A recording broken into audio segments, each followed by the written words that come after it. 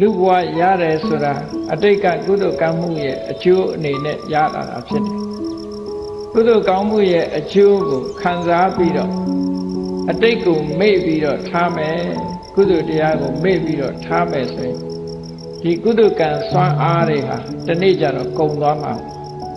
နောက်ထပ်ထပ်မဖြည့်ဘူးဆိုရင်ကုသိုလ်ကံစွမ်းအားတွေကုန်သွားပြီးတော့နောက်ဆုံးမှာကုသိုလ်တွေအရှိန်ကုန်တဲ့အခါမှာဖြစ်လာမှာကတော့အကုသိုလ်တွေပဲကုသိုလ်ကတားဆီးထားသည့်အတွက်ကြောင့်အကုသိုလ်တွေကအကျိုးမပေးနိုင်ဘူးဆိုပါစို့အဝတ္တမပူပြင်းတဲ့အရာဒီမှာပူပြင်းတဲ့နေရောင်ကိုတစ်ပင်ကနေပြီးတော့တားဆီးပေးထားသည့်အတွက်ကြောင့်တစ်ပင်အောက်ဝင်လိုက်လို့ရှိရင်အေးမြအဲ့ဒီတစ်ပင်ကြီးမရှိတော့ဘူးဆိုလို့ရှိရင်အပူခံရမှာအဲ့ဒါလိုပဲကုသိုလ်ကကုံသွားပြီဆိုလို့ရှိရင်အကုသိုလ်ဆိုတာတွေရောက်လာ